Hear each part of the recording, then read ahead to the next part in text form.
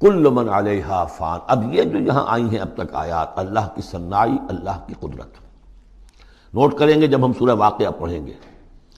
پہلے آیا ذکر قرآن، اس کی عظمت اور اس کا جو ایک مضمر ہے چیز کہ انسان کو اس قرآن کی عظمت اور فضیلت کو سمجھ کر اگر اللہ نے، وہ جو شعر علامہ اقبال کا، اگر یک قطرہ خون داری اگر مشتے پرے داری بیا با من تو آ موزم طریق شاہ بازی را، اگر تمہارے جسم میں کوئی قطرہ خون ہے اور کوئی مٹھی بھر پر بھی تمہیں دے رکھے ہیں، اے چڑیا اے بیا، آؤ کہ میں تمہیں شاہ بازی کے طریقے سکھاؤں۔ اسی طریقے سے اگر تمہیں بولنے کی صلاحیت دی ہے اللہ نے تو اس کا مصرف کیا ہے؟ خیرکم من تعلم القرآن وعلمہ۔ سمجھنے کی صلاحیت دی ہے، قرآن سمجھو، بیان کرنے کی صلاحیت دی ہے، بیان کرو قرآن کو۔ پھر یہ کہ اللہ تعالیٰ کی تخلیقی قوت، اس کا تذکرہ ہوا۔ وہاں آپ دیکھیں گے یہ بالکل الٹی یہی ترتیب ہوگی، آخر میں قرآن مجید کی عظمت، اس سے پہلے اللہ کی تخلیقی عظمت، اللہ کے یہی جو اعلیٰ ہے، اس کے بعد اب پہلے جہنم والوں کا تذکرہ یہاں ہو رہا ہے، وہاں بعد میں ہوگا۔ فرمایا کل من علیہا فان، جو بھی ہے اس زمین پر جو بھی مخلوقات ہیں سب فنا ہونے والی ہے۔ وَيَبْقَى وَجْهُ رَبِّكَ ذُو الْجَلَالِ وَالْإِكْرَامِ، باقی تو رہے گا صرف تیرے رب کا منہ، تیرے رب کا چہرہ، جو بہت بزرگی والا ہے اور بہت عظمت والا ہے۔ اب یہ کہ اللہ کا چہرہ ہم کیا اس کو نہیں سمجھ سکتے، آیات متشابہات میں سے ہوگا۔ جو اس کا مفہوم سمجھیں گے وہ یہ ہے، اللہ کی ذات باقی، باقی سب چیز اللہ تعالیٰ کے سوا سب فانی، پوٹینشلی سب فانی ہے، اپنے طور پر سب کسی کا وجود جو ہے اپنے بل پر قائم نہیں ہے۔ اللہ جب تک قائم رکھے تو در حقیقت وہ خود اپنے بل پر قائم نہیں ہے، وہ تو اللہ تعالیٰ نے ان کو قائم رکھا ہوا ہے۔ کل من علیہا فان، اللہ باقی من کل فان، اللہ ہی باقی ہے، باقی تمام فانی ہے۔ وَيَبْقَى وَجْهُ رَبِّكَ ذُو الْجَلَالِ وَالْإِكْرَامِ فَبِأَيِّ آلَاءِ رَبِّكُمَا تُكَذِّبَانِ يَسْأَلُهُ مَنْ فِي السَّمَاوَاتِ وَالْأَرْضِ، جو بھی ہے آسمان اور زمین میں وہ سب اس کے در کے سوالی ہیں، اسی سے مانگ رہے ہیں۔ وجود بھی ملا ہے اسی سے، حیات کسی کے پاس ہے دی ہوئی ہے اسی کی، کوئی صلاحیت ہے تو دی ہوئی ہے اسی کی، کوئی ذہانت ہے تو دی ہوئی ہے اسی کی، روز کا رزق جو آ رہا ہے اسی کا عطا کرنا، ہر ایک سائل ہے۔ جو سورہ محمد میں ہم نے پڑھا کہ تم سب فقراء ہو واللہ هو الغنی وانتم الفقراء، تم سب کے سب محتاج ہو، تمہارا وجود مستعار، تمہاری حیات مستعار، تمہیں علم جو دیا اس نے دیا جتنا دیا، ولا یحیطون بشیء من علمہ الا بما شاء، تو تمہاری کیفیت یہ ہے۔ یسألہ من فی السماوات والارض، اسی سے مانگتا ہے جو بھی ہے آسمانوں میں اور زمین میں۔ کل یوم ہوا فی شان، وہ ہر دن ایک شغل میں ہے، اس کی ایک مصروفیت ہے، یا میرے نزدیک اشارہ ہے اسی بات کی طرف، یدبر الامر من السماء الی الارض ثم یعرج الیہ فی یوم کان مقدارہ الف سنۃ مما تعدون۔ تدبیر امر ہے، ایک دن کی تدبیر وہ کرتا ہے، کیا کچھ قوت ہے، وہ ایک دن اس کا 1000 سال کا ہے، اس میں کیا کیا ہونا ہے، کس طرح سے ہونا ہے، پھر وہ احکام کی تنفیذ ہوتی ہے، پھر اس کی رپورٹ ہے، اس کو واپس جاتی ہے۔ تو کل یوم ہوا فی شان، وہ کوئی ایک یوں سمجھیے کہ کوئی اسٹیٹک کوئی حقیقت نہیں ہے، خود اس کی مصروفیات، کل یوم ہوا فی شان، نئی شان کے ساتھ اس کا ظہور ہوتا ہے۔ کل یوم ہوا فی شان فبأی آلاء ربکما تکذبان سنفرغ لکم ایھا الثقلان۔ اب یہاں پر کھل کر بات کی کہ یہ تکذبان کیوں کہا جا رہا ہے، ہم جلد ہی فارغ ہو جائیں گے تمہارے لیے، اے دو بھاری قافلوں، اے انسانوں کا قافلہ اور اے جنات کے قافلے۔ ابھی جو ہے اس کائنات کو ہم نے چلایا ہوا ہے، ابھی مہلتیں ہم نے دے رکھی ہیں، وقت مقرر کیا ہوا ہے، اجل مسمى ہے اس کائنات کی بھی اور ہر قوم کی بھی، لکل امت اجل، ہر امت کے لیے بھی ایک اجل ہے، ہر ایک فرد کی اجل ہے، وہ سب ہے، لیکن عنقریب ہم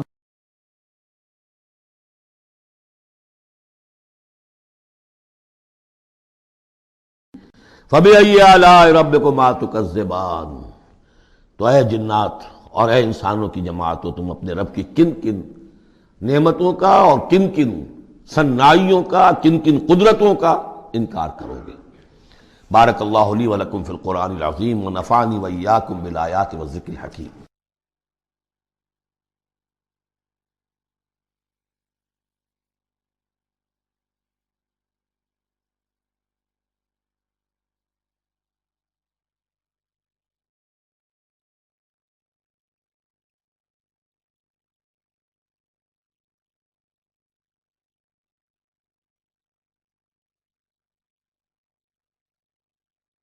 اعوذ باللہ من الشیطان الرجیم، بسم اللہ الرحمن الرحیم۔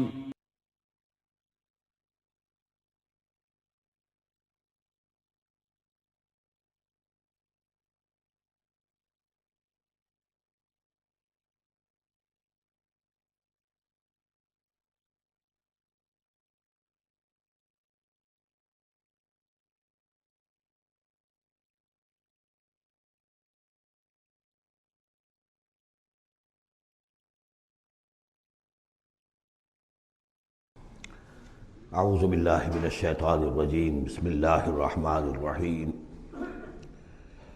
یا معشر الجن والانس ان استطعتم ان تنفذوا من اقطار السماوات والارض فانفذوا لا تنفذون الا بسلطان فبأي آلاء ربكما تكذبان يرسل عليكما شواظ من نار ونحاس فلا تنتصران فبأي آلاء ربكما تكذبان۔ صدق اللہ العظیم۔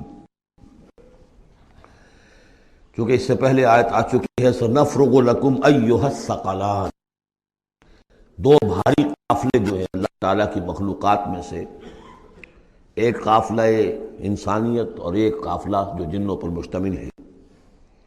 اب یہاں اس آیت میں، آیت نمبر 33 میں براہ راست ان سے خطاب ہے، اے گروہ جن اور اے گروہ انس، یا معاشر الجن والانس ان استطعتم، اگر تمہارے اندر استطاعت ہے، طاقت رکھتے ہو، ان تنفذوا من اقطار السماوات والارض، کہ تم نکل بھاگو آسمانوں اور زمین کے دائروں سے، کناروں سے، تنفذوا تو نکل جاؤ، لا تنفذون الا بسلطان، نہیں نکل سکو گے مگر اللہ تعالیٰ کی سند کے ساتھ۔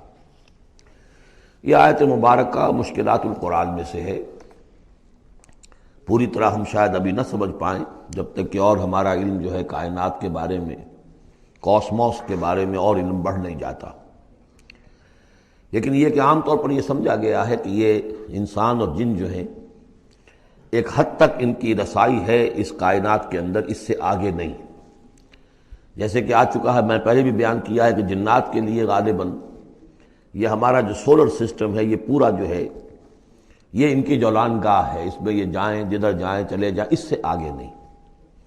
انسانوں کا معاملہ یہ ہے کہ وہ اس کے اندر بھی جو بھی فاصلہ طے کرتے ہیں، وہ ظاہر بات ہے کہ وہ اس کے لیے مشینیں ایجاد کر کے جہاں تک جا رہے ہیں، لیکن اس پورے سولر سسٹم تک بھی ان کی رسائی ممکن نہیں ہوگی۔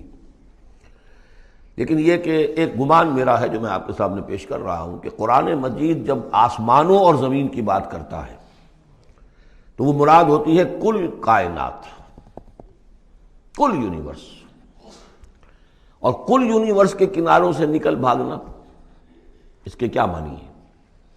اس کے معنی یہ ہے معدوم ہو جانا، یعنی یہ کہ جہنم میں پڑنے والے چاہیں گے کہ ہم معدوم ہو جائیں۔ کاش کہ جیسا کہ ہم نے پڑھا تھا سورہ نساء میں، فَكَيْفَ إِذَا جِئْنَا مِن كُلِّ أُمَّةٍ بِشَهِيدٍ وَجِئْنَا بِكَ عَلَىٰ هَٰؤُلَاءِ شَهِيدًا۔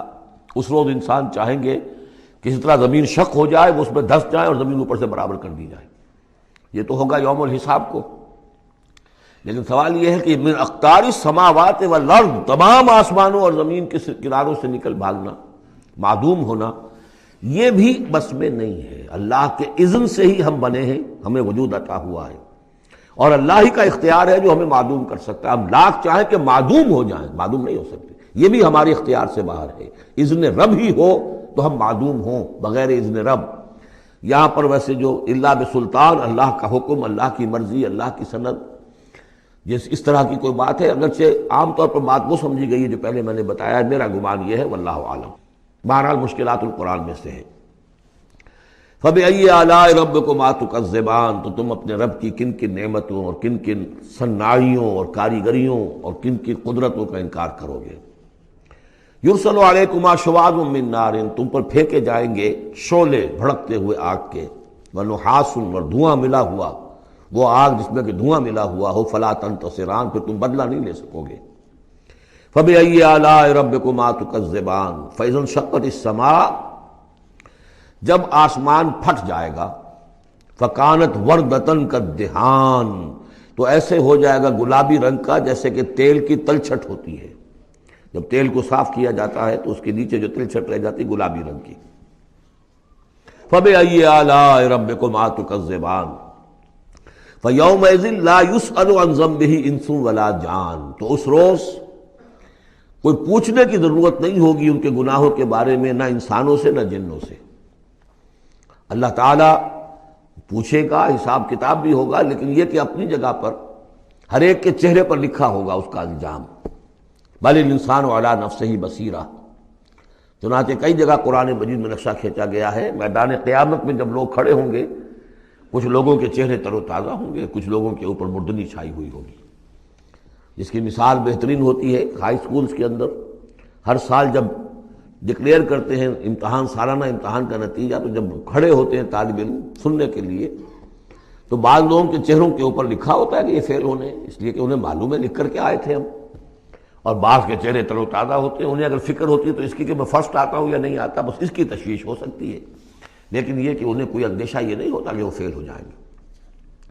تو فَيَوْمَئِذٍ لَا يُسْأَلُ عَنْ ذَنبِهِ إِنسٌ وَلَا جَانٌ، اس دن پوچھا جانا ضروری نہیں ہوگا کسی سے بھی، نہ جن سے نہ ان سے، ان کے گناہ کے بارے میں۔ فَبِأَيِّ آلَاءِ رَبِّكُمَا تُكَذِّبَانِ يُعْرَفُ الْمُجْرِمُونَ بِسِیمَاهُمْ، پہچان لیے جائیں گے مجرم اپنے چہروں سے، چہرے ان کے اترے ہوئے ہوں گے، انہیں تو معلوم ہوگا۔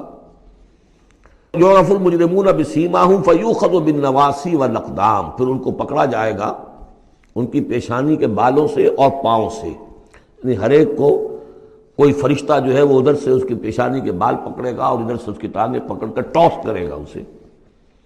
فَبِأَيِّ آلَاءِ رَبِّكُمَا تُكَذِّبَانِ هَٰذِهِ جَهَنَّمُ الَّتِي يُكَذِّبُ بِهَا الْمُجْرِمُونَ، جب پھینکا جائے گا اسے جہنم، یہ ہے وہ جہنم جس کو جھٹلاتے رہے تھے وہ لوگ کہ جو جھٹلانے والے تھے۔ هَٰذِهِ جَهَنَّمُ الَّتِي يُكَذِّبُ بِهَا الْمُجْرِمُونَ، جسے مجرم گناہگار جھٹلاتے رہے۔